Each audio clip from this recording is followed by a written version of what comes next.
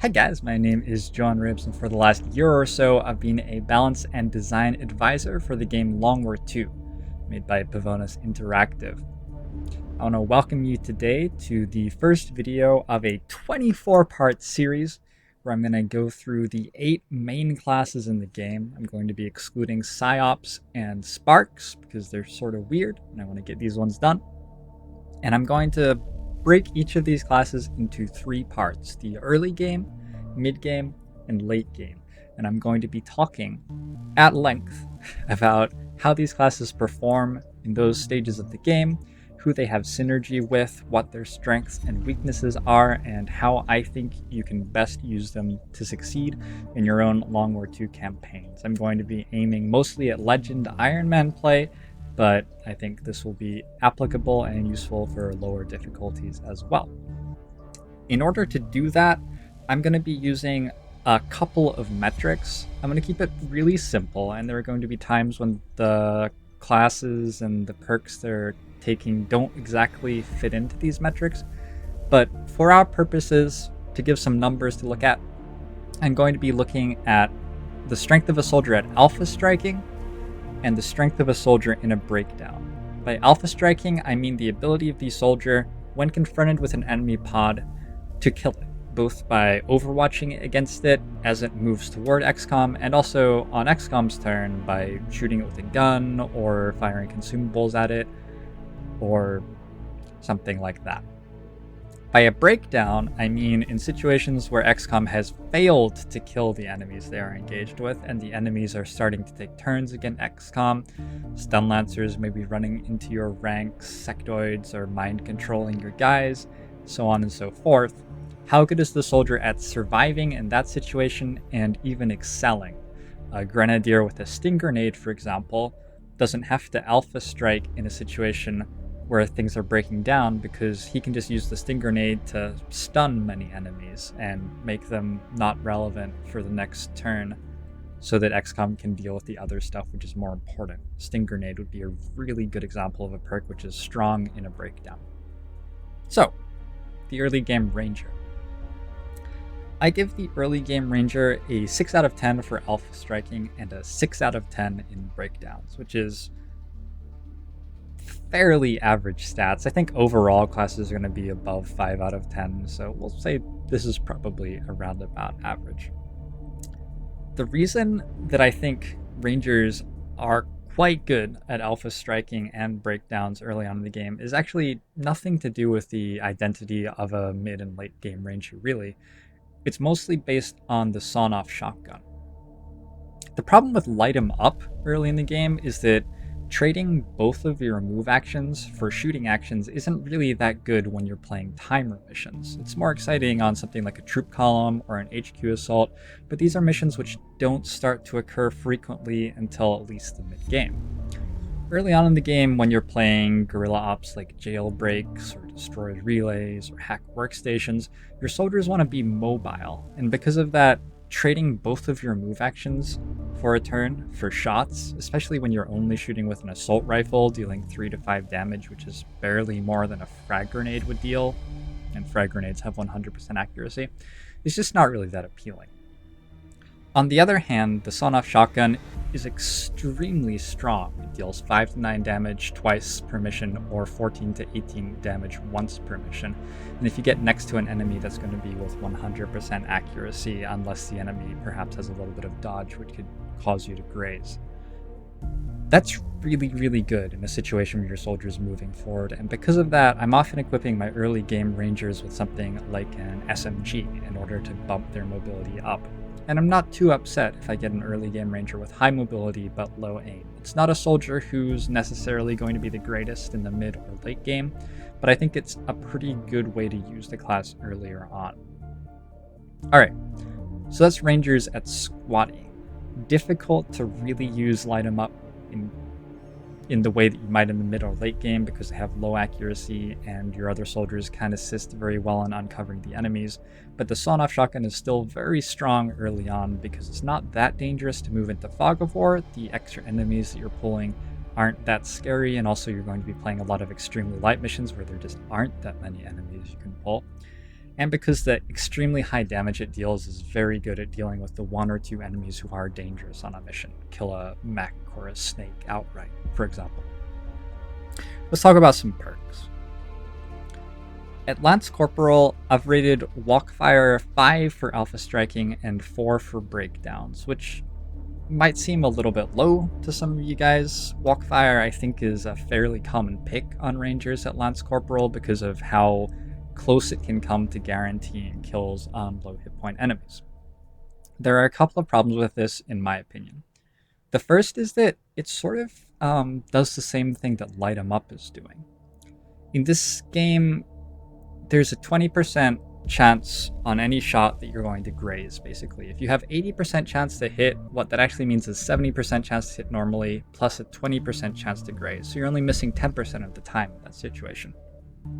And because of that, Rangers with like around 70 aim at Lance Corporal probably are able to shoot enemies even in heavy cover. And if they shoot twice, they have a very good chance, around 75% or so, of dealing some damage to that enemy with at least a graze. Sometimes they'll even hit it fully and deal more damage than that. And so Walkfire, while it's a very consistent way to kill enemies, it's not as consistent as something like Combat Protocol, or looking at things which don't even require any perks at all, something like a frag grenade. If you can get within 10 tiles, the frag grenade's always dealing 2 to 5 damage. And then it also, it just doesn't add that much to the Ranger. Later in the campaign, you're almost never going to be using Walkfire because Light 'em Up already does that, especially with the help of the Graze Band. So I don't value Walkfire very highly at Lance Corporal for these Rangers. Close and Personal, I think, is almost completely nonsensical to take on a Ranger. It's a little bit valuable in a breakdown. Enemies get closer to you, and you probably have to move because enemies are going to be flanking your position and stuff like that. So because of that, you're often forced into a move and shoot sort of pattern in a breakdown, and moving to next to an enemy and killing them is going to happen fairly often. However, the Sawn-off Shotgun already does that. And later on in the campaign, especially in alpha strike situations, your Ranger is going to be standing still probably and shooting multiple times at enemies at further distance. So close and personal just doesn't make sense on a soldier with Light 'em Up because you don't want to have to move with this soldier. You want to trade both of your moves for shots, and because of that, a perk which relies on you being close to an enemy is far less valuable than it would be on something like an assault who does move and can use that move to turn the perk on better. Ever Vigilant, I rated quite poorly for alpha striking and somewhat valuably for breakdowns. Ever Vigilant does have some value for alpha striking. In early game, when you're on timed missions, you'll often want to dash forward, and the fact that your soldier is placed on Overwatch afterward means that they get an Overwatch shot off against any pod that patrols in. But I'm not kidding myself, it's not the most amazing perk in this situation. It's also got some value in breakdowns because you may want to dash to an enemy's flank, for example, securing your own soldier's safety and then getting an Overwatch shot against the enemy during the enemy's turn. But again, this isn't the most amazing perk, and Rangers run into some trouble early game with things like ammo, and also often want to be able to shoot or use frag grenades in combat, so Ever Vigilant isn't turning on that often. That said, Ever Vigilant is my typical pick here over Walkfire, which may be a slightly more valuable perk at Lance Corporal, but Walkfire just doesn't really scale with the Ranger, doesn't really turn the Ranger into anything exciting as the campaign progresses, and Ever Vigilant has the allure of increased action economy. If you take 2 moves, you get a shot action as well, and that's 3 actions, which is more than 2 actions. And so there is some potential there for Ever Vigilant, which can develop as the tree progresses and we take more perks that are turning Overwatch into something really scary. Alright, so let's talk about Corporal. Corporal is around where your Rangers might start getting their hands on laser rifles if you're rushing them very early in the campaign. It's around where mechs are starting to show up and snakes are starting to show up, and you're really caring about being able to kill those enemies. And I think that the Corporal Ranger perk is extremely straightforward. I'm going to go through the perks that I'm not picking first. Covering Fire, I'm not going to be picking Covering Fire. Reaction fire shots, go off against enemies who are in cover and confer -10 aim for those enemies for the rest of their turn. And that malice is, so like if an enemy is shooting at you from cover, covering fire goes off first, may kill the enemy, and if it doesn't, the enemy's shot takes -10 aim. The problem with covering fire is, one, your Overwatch shots can generally be engineered to go off against enemies who are not in cover at all, making them much more valuable shots. If you're taking covering fire here, you're often just shooting yourself in the foot. Two, covering fire makes it so that your Overwatch shots on average are less likely to hit, and the keystone build of the Ranger with Overwatch caps off at rapid reaction basically, which gives you up to 3 Overwatch shots as long as you don't miss one.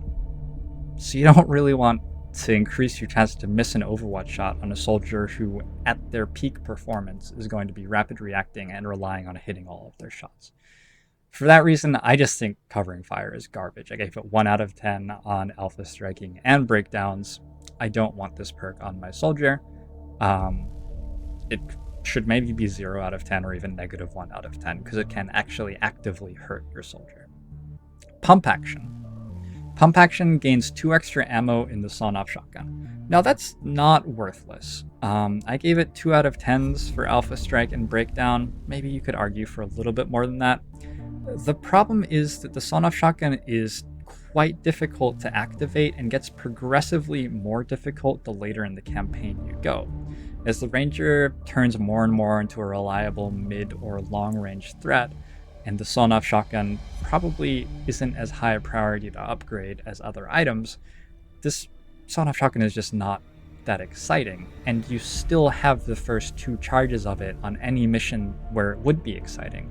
So you need to be in a situation past where your Ranger has leveled up to Corporal, so like we'll say mid-April, May, something like that, where the Sawn-off Shotgun gets to be used more than once on a mission for pump action to even do a single thing. The rest of the time it doesn't even do a single thing. So pump action, not very exciting to me, and because of that, the Corporal is almost always going to be locked on. Locked on's a very strong perk, comes in around about where you have laser rifles and gives +10 aim and +10 crit on successive shots against the same target, and that does combo up with Overwatch. So if you're overwatching and a mech patrols in and your Ranger takes an Overwatch shot against it, on the next turn it's going to have a light 'em up shot and a regular turn ending shot against that mech with +10 aim and +10 crit on both of them, and that's very nice. Also, you can do things like shoot an enemy who is in cover but who you know is going to move, and then press Overwatch, and when the enemy moves in its turn, suddenly your Overwatch shot has an extra 10 aim against that enemy. So Locked On has some very nice synergy with Overwatch. We took Ever Vigilant, so often we're dashing, then put on Overwatch, and then Locked On is turning on, and so on. It's a solid ability, which counts for a lot as the campaign goes on, in my opinion. Alright, so let's look at Sergeant. This is really getting into the mid-game when you're starting to pick up Sergeants. At this point, your soldiers are less reliant on consumables. Frag grenades are no longer doing very impressive damage against the tier 2 enemies that you're up against. Even if you explode a car next to one of these enemies, you're not necessarily killing it outright anymore. And you should have upgraded weapons, as well as some weapon mods like expanded magazines, auto loaders, scopes, hair triggers on these Rangers. So Sergeant gives us 3 different abilities which increase the strength of our firearm, which is great because this is a part of the campaign where we're looking at doing that. Aggression I don't rate very highly on a Ranger at all, and it has very much the same problems that Close and Personal did at Lance Corporal. Aggression relies on us seeing up to 6 enemies to get the maximum effect. If we see 6 enemies, we get 30 crit from aggression, but if we only see 2, we only get 10 crit from aggression. And as I said earlier, the Ranger is a class who really wants to trade all of their move actions for shooting actions. They don't want to have to move, which means they don't want to have to engineer situations where they see anything. They're also a class which is going to be built largely for damage, but has to be within sight range of enemies. And because of that, you actively don't want to be putting them on tiles where they see lots of stuff, because they don't have the defensive perks to stay alive. If you're ever in a breakdown, you want them to be sort of tucked into a corner where they can see a couple of enemies, but be quite well defended against incoming fire. So aggression, I don't think, is the most exciting thing here, even if it can do a little bit of damage. Center Mass is a very solid alpha striking perk. I rated it 8 out of 10. I gave it 6 out of 10 in a breakdown because breakdowns are a little bit less about just raw damage output. You want, a little bit of mobility, a little bit of survivability, stuff like that, and this perk doesn't quite do that for a ranger, in my opinion. But this is a good perk. It's pretty straightforward. It gives us 1 more damage on our guns. I don't know that there's anything I can say about that that's really going to blow your mind, that it makes you deal slightly more damage. Cool Under Pressure, I gave 8 out of 10 for alpha striking and 8 out of 10 for breakdowns. I think this perk is sublime, very good, and has very good synergy with the way that the ranger builds going further into the campaign. Cool Under Pressure gives plus 10 aim on Overwatch shots, so remember, Ever Vigilant is a perk that we quite likely take on Lance Corporal on many of our rangers. Locked On is a perk giving extra aim and crit. Note, plus 10 crit for successive shots against the same enemy unit. And Cool Under Pressure is giving us plus 10 aim on Overwatch, and it's allowing them to critically hit.